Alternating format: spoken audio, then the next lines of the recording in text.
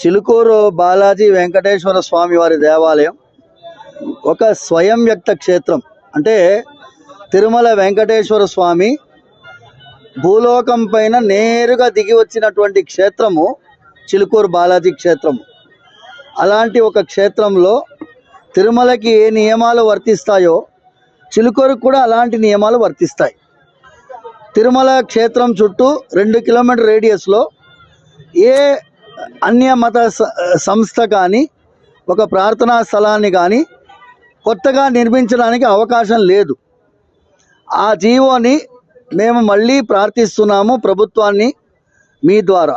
ఎందుకంటే ఇవాళ కొంచెం ఒక విచిత్రమైన సంఘటన జరిగింది. నూతనంగా ఒక మస్జిద్ నిర్మాణం చేయాలనేటటువంటి ప్రయత్నం ప్రారంభించినందువల్ల వాళ్ళు కూడా మా సోదరులే, వాళ్ళంటే మాకు అభిమానమే. కానీ ఈ దివ్య క్షేత్రముగా ఉండేటటువంటి చిలుకూరు బాలాజీ క్షేత్రానికి ఒక మతర సామరస్యానికి ప్రతీకగా ఉన్నటువంటి చిలుకూరు బాలాజీ క్షేత్రానికి ఇవాళ రోజు మత ఘర్షణలు రాకుండా అందరూ ఐకమత్యంగా జీవించేటట్టుగా ఆ మత పెద్దల్ని కూడా మేము ప్రార్థించేది. ఇక్కడ ఏమైనా కూడా కొత్తగా ఏ మసీదు నిర్మాణం ప్రయత్నం చేయవద్దని మీ ద్వారా ప్రభుత్వానికి అందరినీ ప్రార్థిస్తున్నాము.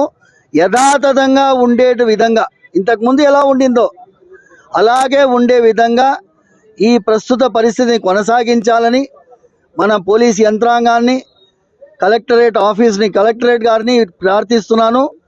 కలెక్టర్ పర్మిషన్ లేనిదే ఏ కొత్త నిర్మాణం, ఏ మత సంస్థ నిర్మాణం కూడా జరగడానికి వీల్లేదు.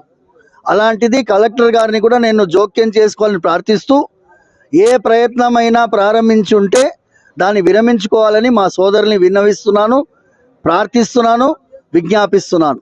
సర్వే జనా సుఖినో భవంతు, సమస్త సన్మంగళాని భవంతు.